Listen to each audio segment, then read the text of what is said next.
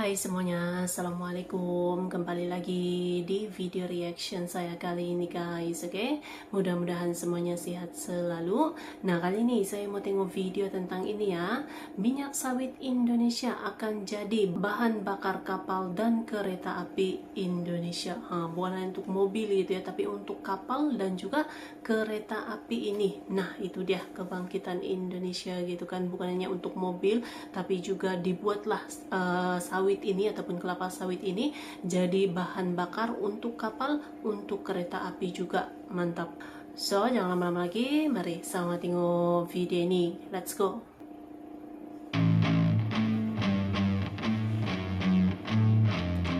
Kebangkitan Indonesia lanjut diuji untuk kapal dan juga kereta api ya. Oke, halo sahabat Indomax. Jadi hari ini kita mau bahas santai dulu nih bos, topik kemajuan kebangkitan bangsa Indonesia. Seperti yang kalian tahu, salah satu komoditas asli Indonesia yang cukup melejit saat ini penggunaannya adalah minyak kelapa sawit bos. Namun saking melejitnya barang ini, Eropa pun sampai ketar-ketir mau buat aturan baru yang mendiskriminasi, menyelepet kelapa sawit Indonesia. Jadi selain sudah mantap berhasil diolah menjadi BBM nabati untuk mobil, kemudian jadi aftur sawit untuk bahan bakar pesawat, kini Indonesia maju lagi bos. Maju lagi. Dikabarkan bahwa Indonesia juga akan mengembangkan dan melakukan uji coba bahan bakar sawit untuk penggunaan pada kapal dan juga kereta api. Nah, mantap jos nih bos. Jadi kalau kapal bisa pakai sawit, artinya kapal-kapal perang kita di masa depan pasti juga bakal pakai sawit untuk bahan bakarnya nih. Lantas pertanyaannya kini, sejauh apakah pengembangan bahan bakar sawit di Indonesia?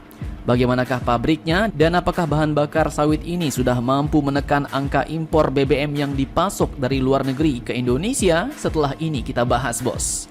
Kemudian nanti kabar kedua datang dari alutsista baru yang super mantap jos. Di mana alutsista ini telah menggabungkan senjata rudal, kemudian radar 3D, meriam atau cannon sampai senjata laser dalam satu kesatuan turret bos. Nah, senjata apakah itu? Penasaran beritanya? Cus, tanpa banyak bacor, mari kita bahas cerita lengkapnya satu persatu bosku.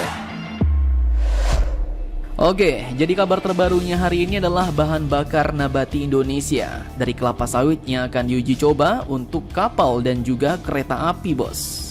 Admin kutip dari CNBC Indonesia, Kementerian Energi dan Sumber Daya Mineral atau ESDM, baru-baru ini mengungkapkan bahwa pemerintah akan melakukan uji terap program biodiesel 40% atau B40 untuk sektor non-industri pada tahun 2024 ini. Dan tak main-main, bos. Uji terap atau uji coba pengaplikasiannya pun kali ini akan dilakukan pada sektor non-otomotif seperti pada alat kereta, kapal laut, hingga alat-alat berat untuk industri. Nah, kemudian menurut Kementerian ESDM, proses uji terap pada sektor non-otomotif ini membutuhkan waktu hingga 8 bulan bos. Dan setelah melakukan uji coba, pihaknya pun akan mengevaluasi hasil dari uji terap tersebut yang baru kemudian pemerintah mungkin akan memberikan insentif dan mengecek ketersediaan minyak sawit yang ada di Indonesia. Kemudian Kementerian ESDM juga mengatakan bahwa pihaknya sudah melakukan uji coba B40 pada kendaraan darat dan diklaim tidak memiliki kendala apapun. Dan dengan begitu, saat ini pihaknya pun masih fokus pada uji terap untuk sektor non-otomotif seperti kapal dan kereta api serta alat-alat berat untuk industri yang mungkin seperti ekskavator, traktor ataupun bulldozer bos. Mantap jos. Uni Eropa bisa semakin ketar-ketir nih. Karena dengan ini artinya selain untuk kendaraan darat, pesawat terbang, sawit kita pun bakal bisa digunakan sebagai bahan bakar kendaraan laut seperti kapal-kapal angkutan, kapal perang, dan lain-lain bos. Dan juga bisa digunakan untuk kereta api. Mantap jos. Nah, kini pertanyaannya, apakah BBM sawit kita ini sudah berhasil menggantikan sebagian BBM yang masih dibeli dari luar negeri? Lanjut, admin kutip dari CNBC Indonesia, Jadi ternyata BBM sawit kita ini pun dikatakan berhasil bos mengurangi angka impor. Jadi beli-beli BBM dari luar negeri itu sudah dapat dikurangi dengan adanya kelapa sawit. Dan hal ini pun diungkapkan oleh Asosiasi Produsen Biofuel Indonesia atau APROBI, yang menyebut bahwa program biodiesel yang telah digulirkan pemerintah Indonesia sejak tahun 2006 silam kini telah berhasil memberikan dampak positif secara jangka panjang, seperti misalnya penghematan devisa sampai dengan menjaga harga sawit di hulu. Kemudian Head of Sustainability Division APROBI, yaitu Bapak Rapolo Huta Barat pun mengatakan bahwa program biodiesel telah berhasil mengurangi nilai impor solar berbasis minyak bumi yang cukup besar bos, yakni senilai hingga 11 miliar US dollar atau setara dengan 173 triliun rupiah.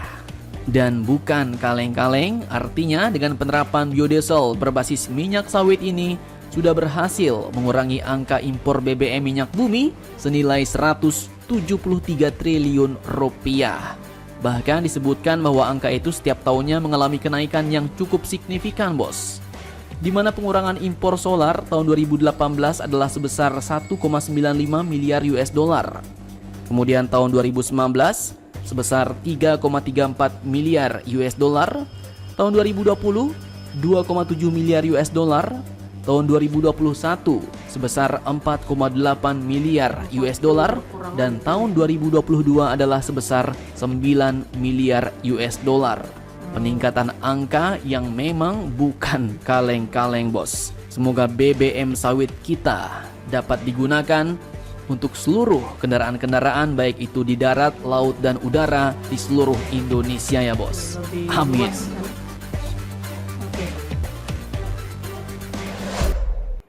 Oke guys, itulah dia videonya ini. Itu dia gitu ya.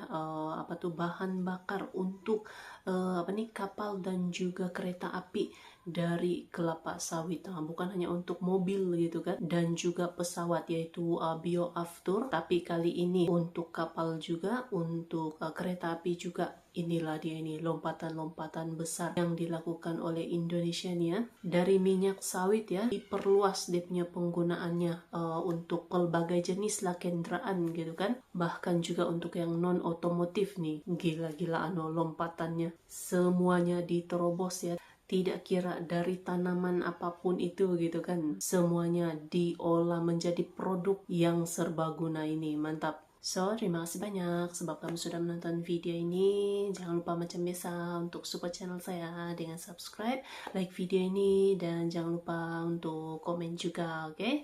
Terima kasih banyak dan kita jumpa lagi di video seterusnya. Assalamualaikum.